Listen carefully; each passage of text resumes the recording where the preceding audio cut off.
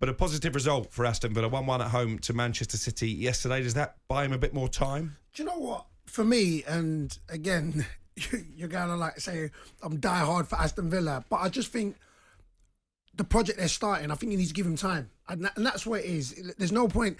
They've backed him. He's brought in players. And if you're going to get rid of him, they're going to have to bring in a new manager with a whole new ideas. And I think it does show, them coming back from, look, when Haaland made it 1-0, we all thought, well, it's another hat-trick for Haaland. Everybody would have thought that. Yeah. And even the goal that Coutinho scored, got this. It could have been that much better for them. So listen, I believe it may take time, but it will buy him time, and it just I think will give them confidence that what he's trying to do there, hopefully they can get some results and get up the table.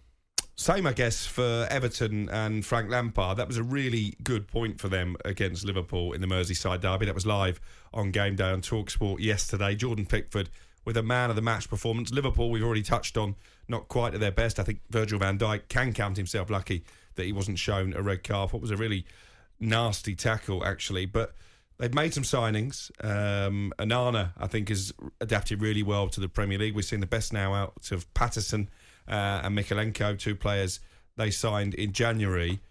Are we confident, Darren Ambrose, that Everton have enough to avoid being dragged into another relegation battle? Not really, no. Not yet, I think. They're drawing too many games. I think that was the fourth draw on the bounce in the Premier League, I believe.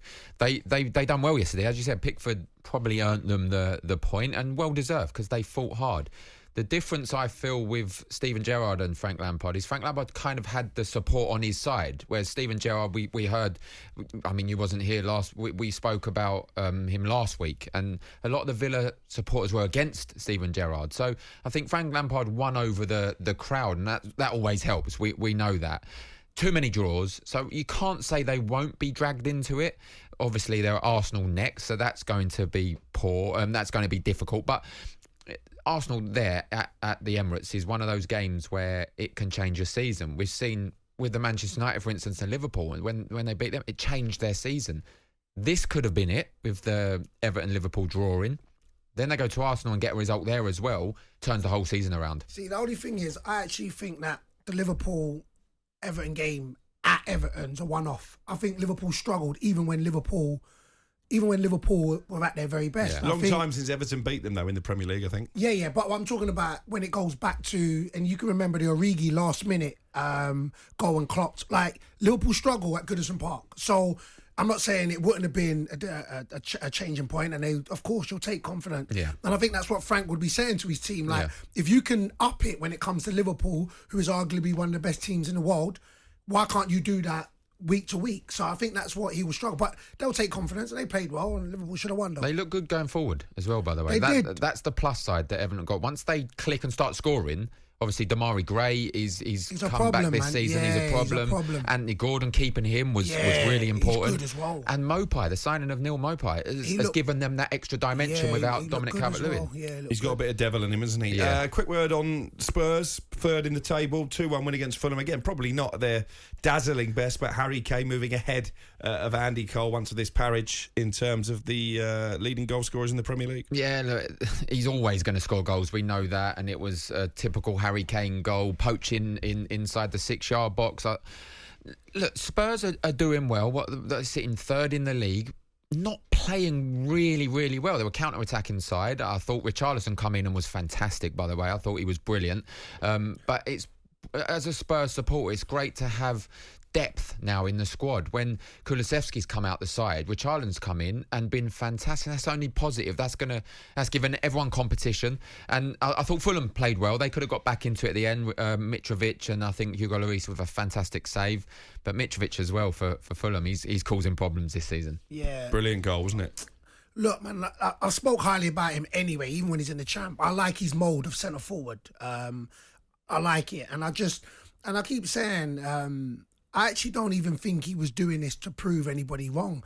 I think he's just a complete player now, and I think all what he's learned in the game, he's just coming, he's taking it to the Prem, and you're seeing it. And look, if Fulham are going to stay up, it is going to be because of that man. Do you think a top side would come in for him? January, maybe. I don't know, and to be fair, I think they'll have to pay through the nose because I don't think Fulham will let him go because I think he's that. If they're going to stay up, it will be because of that man. How good is it though to see the number 9 return? Yeah. We've had a few seasons when it's only really been Harry Kane and a few. Now you got Ivan Toney. Nunez obviously has not really started yet at Liverpool. Haaland, who is an absolute machine. Like, yeah, man, that guy is scary. Callum Wilson, Rashford, Isak. Yeah.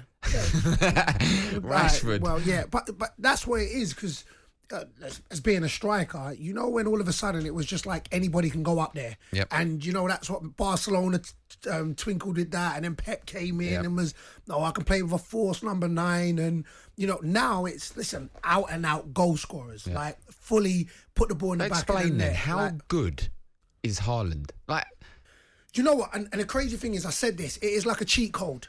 Like, and for anybody that doesn't know, it looks like, and I always go back to when he missed that chance against Liverpool in the community and he smirked. I swear to you, that looked like a person was just like, watch. It didn't faze him. He knew there was going to be memes about him, and he just turned around and was like, boy.